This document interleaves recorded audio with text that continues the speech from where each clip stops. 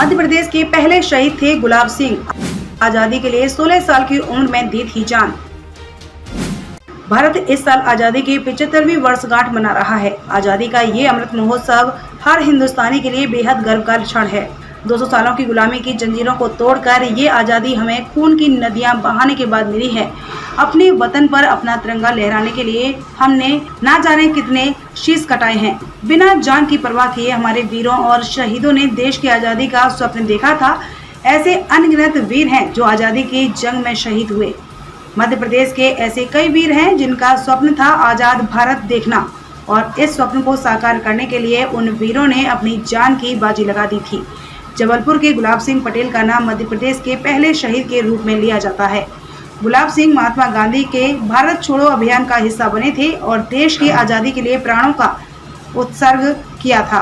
16 साल की उम्र में हुए थे शहीद। गुलाम भारत को आजाद कराने के लिए देश के युवाओं ने अदम्य साहस दिखाया था। जब महात्मा गांधी ने 1942 में देश को आजाद कराने के लिए अंग्रेजी हुकूमत के खिलाफ भारत छोड़ो आंदोलन शुरू किया तो देश के कोने कोने से युवा इस आंदोलन से जुड़े।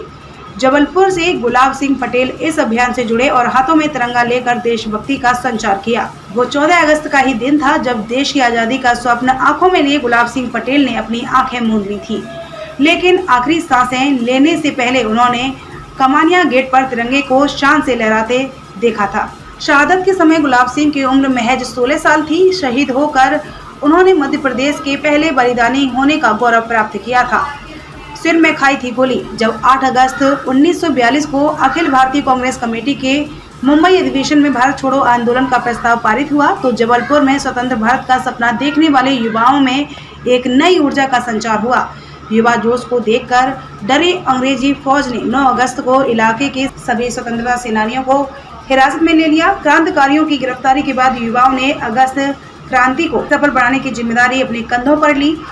अगले ही दिन 10 अगस्त 1942 को कमानिया गेट चारों ओर से स्वतंत्रता संग्राम सेनानियों से खचाखच भर गया। घमंडी चौक से जब गुलाब सिंह के नेतृत्व में विद्यार्थियों का जुलूस पुलिस की घेराबंदी तोड़कर तिरंगा थामे आगे बढ़ा तो वंदे मातरम के उद्घोष से पूरा आकाश गूंज उठा। वहां मौजूद सभी लोगों ने जब वंदे मातरम के नारे लगाए तो अंग्रेजी हुकूमत हिल गई। आनंद में तत्कालीन सिटी मजिस्ट्रेट देवबख्श सिंह ने कार्रवाई का निर्देश दिया। इसी दौरान एक पुलिसकर्मी ने गुलाब सिंह पर निशाना साधकर उन्हें गोली मार दी। गोली सीधा जाकर गुलाब सिंह के सिर में लगी। उन्हें रक्त रंजित अवस्था में विक्टोरिया अस्पताल लेकर जाया गया। गंभीर रूप से घायल अवस्था में गुलाब सिंह पटेल ने साथियों से सिर्फ यही कहा कि कमानिया गेट में तिरंगा फहराकर मुझे बता देना। उनकी इच्छा को पूरा करने के लिए जैन बायज स्काउट्स एसोसिएशन के विद्यार्थियों ने कमानिया पर तिरंगा झंडा फहराया। जब ये खबर गुलाब सिंह को मिली तो बहुत आत्मसंतुष्टि मिली। 4 दिन गंभीर हालत में उन्होंने अस्पताल में जिंदगी की जंग लड़ी, लेकिन 14 अगस्त 1942 के दिन उन्होंने दुनिया को अलविदा कह दिया।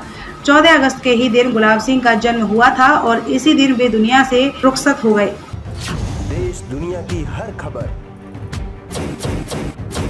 द टकसाल न्यूज़ सीधे आपके फोन पर।